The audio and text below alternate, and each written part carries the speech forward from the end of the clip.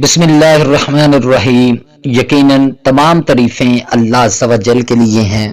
ہم اس کی تعریف بیان کرتے ہیں، اسی سے مدد کے طلبگار ہیں اور اپنے گناہوں کی بخشش بھی مانگتے ہیں۔ نفسانی و برے اعمال کے شر سے اسی کی پناہ چاہتے ہیں۔ جسے اللہ عز و جل ہدایت عنایت کر دے اسے کوئی بھی گمراہ نہیں کر سکتا، اور جسے وہ گمراہ کر دے اس کا کوئی بھی رہنما نہیں بن سکتا۔ میں گواہی دیتا ہوں کہ اللہ عز و جل کے سوا کوئی معبود برحق نہیں، وہ تنہا ہے، اس کا کوئی شریک نہیں، اور میں یہ بھی گواہی دیتا ہوں کہ حضرت محمد صلی اللہ علیہ وسلم اللہ عز و جل کے بندے اور اس کے رسول ہیں۔ اللہ تعالیٰ آپ پر، آپ کی آل پر اور صحابہ کرام پر ڈیروں درود و سلامتی نازل فرمائے، آمین۔ پیارے دوستو، ایک خاتون جب بھی اپنے شوہر کی پسند کا کھانا لاتی تو شوہر کہتا اچھا ہے لیکن میری ماں اس سے بہتر پکاتی ہے۔ بیوی شوہر کو مسکرا کر دیکھتی اور چلی جاتی۔ جب بھی بیوی اچھا پرفیوم لگاتی وہ اس سے کہتا کمال کی خوشبو ہے، میری ماں کی خوشبو کی طرح ہے۔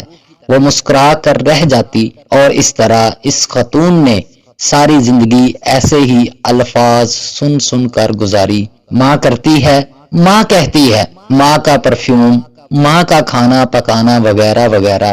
بیوی ہر بار مسکرا کر رہ جاتی۔ پیارے دوستو، شادی کے 27 سال بعد ان کی والدہ کا انتقال ہو گیا۔ والدہ کی تدفین کے بعد شوہر اکیلا بیٹھا تھا کہ اس کی بیوی اس آزمائش کی گھڑی میں اسے تسلی دینے گئی تو اس نے اس سے کہا اب تمہارا کھانا پکانا میری ماں کے پکانے جیسا ہو گیا ہے، اور تمہاری باتیں میری ماں کی طرح ہیں، اور تمہاری ہنسی اور تمہاری خوشبو بھی میری ماں جیسی ہو گئی ہے۔ خاتون مسکرا کر بولی اور پوچھنے لگی کہ وہ کیسے؟ تو شوہر نے کہا میں نے تم سے 27 سال کی عمر میں شادی کی تھی اور ہماری شادی کو 27 سال ہو چکے ہیں، اب تم میری ماں جیسی سوچ رکھنے لگی ہو۔ بیوی کہنے لگی آپ ریاضی کے پروفیسر ہیں پھر بھی آپ کا حساب غلط ہے۔ شوہر نے کہا وہ کیسے؟ بیوی کہنے لگی میں جب تک زندہ ہوں آپ کی ماں کے برابر نہیں بن سکتی، ان کے 54 سال دینا میری 27 سال کے برابر نہیں ہو سکتے، اور جس کے قدموں کے نیچے جنت ہے میں ان کے برابر ہرگز نہیں ہو سکتی۔ پیارے دوستو، خاوند فرتے جذبات سے رو پڑا اور کہنے لگا کیا تمہیں کبھی میری ماں سے تشیبہ دینے کی تکرار سے پریشانی نہیں ہوئی؟ کیونکہ میں ہر کام میں ماں کو یاد کرتا اور ان کی تعریف کرتا تھا جیسا کہ دوسری خواتین کرتی ہیں۔ اس نے کہا نہیں، کبھی نہیں، بلکہ معاملہ اس کے برعکس ہے۔